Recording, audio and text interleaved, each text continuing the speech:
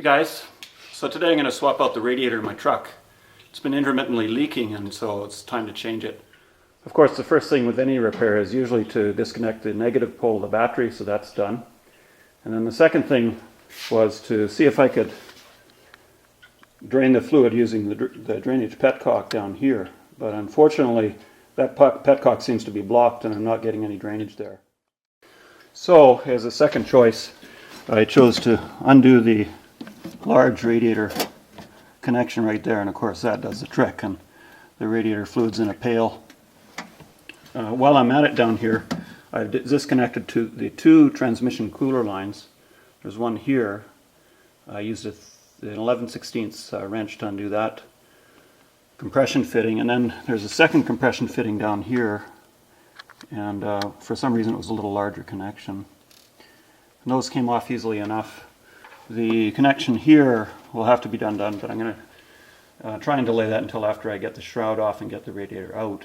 Now if you notice, this particular transmission cooler has an auxiliary cooler, so I think the transmission oil starts going in through here, goes through the radiator and then down to the transmission cooler, which is in front, and then back from the transmission cooler back to the transmission, so a little bit more of a complicated setup.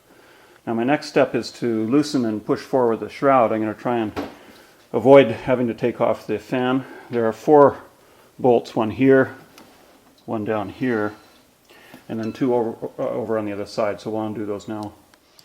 So we'll just disconnect all of these hoses. The inlet hose, of course.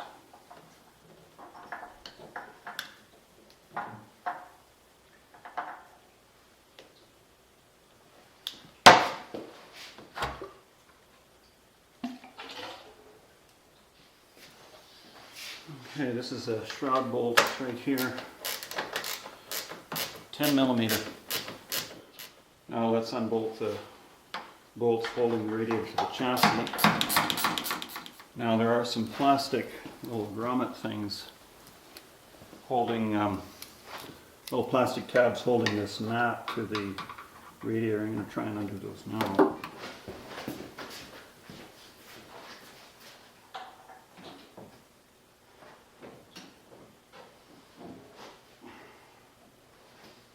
Out with the old, in with the new.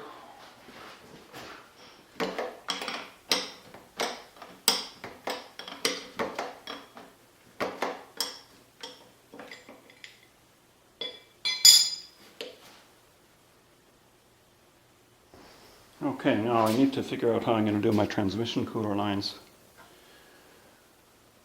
These 2 pieces are part of the kit. This one here fits into here like that, and the thread for this goes into the top transmission cooler line, so I've got that one done. This one here slides into here like this, and so I just need to change this over so this quick connect here will work. Well, indeed I have such a tool and I've just done it. This little plastic blue thing, it comes in a quick connect adapter piece, and I slid it onto there, pushed it in, and then popped this out. You can see it's got that quick connect thing going there. So I think we're in business. Hopefully it's not going to leak. That's the device there. Now a lot of quick connects may not fit here because I didn't have much room, but that's how it worked. Now this next bit I'm not sure about. I don't want this to leak. I could just seal it. I could use Plumber's putty. I could use Teflon tape. This is a Teflon tape designed for natural gas. I'm not sure what to do, but I don't want it leaking. The question going through my mind is whether or not the high temperatures that we're facing here might do something with this tape, but I don't think it will. So we'll just give it a try.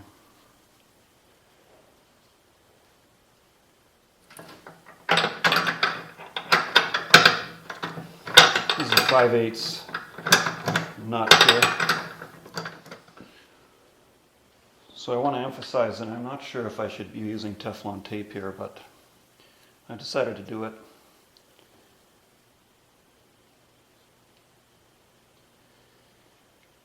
only doing it on the side where there's no compression fitting. Of course, where the compression fitting is, you never use tape.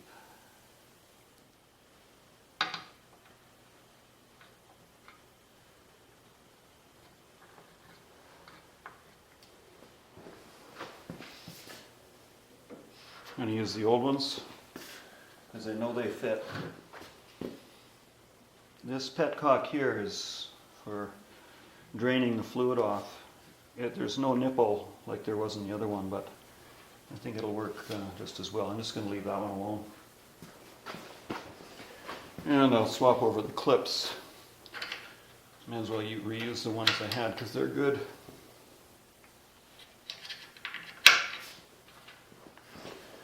And I'll swap over these grommets here too. Okay, let's put it in. Hope it fits.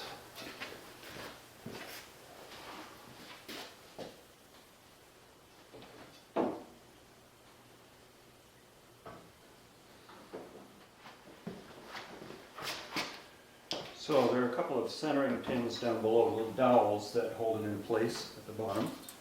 And then at the top we just put it in.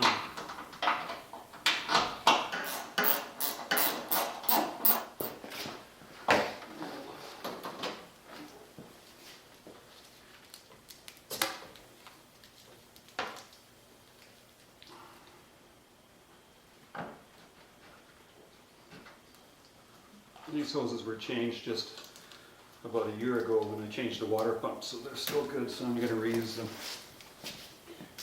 Alright, I've cleaned them off pretty well, so let's see how this works here. There we are. Let's hope that holds. And then I've got the lower return hose on here and got it hooked up, so I found this a little bit easier to come into from above.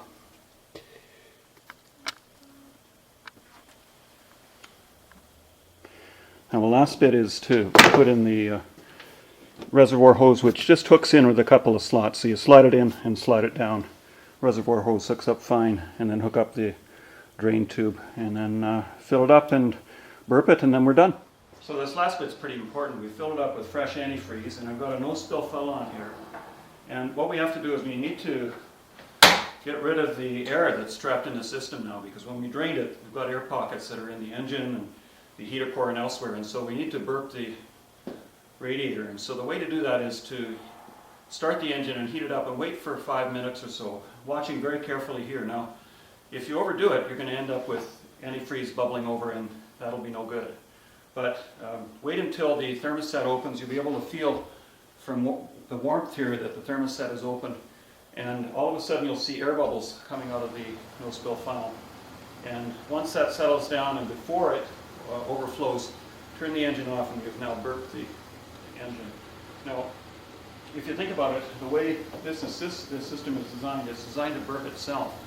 But when it's first starting, there's so much air in there that those air pockets are actually a danger to the engine. So you need to burp it carefully, at least initially, so that the engine doesn't initially overheat after you replace radiator fluid. I want to thank you guys for watching, and if you like this video, please press like. Feel free to leave any comments below. Thanks for your time.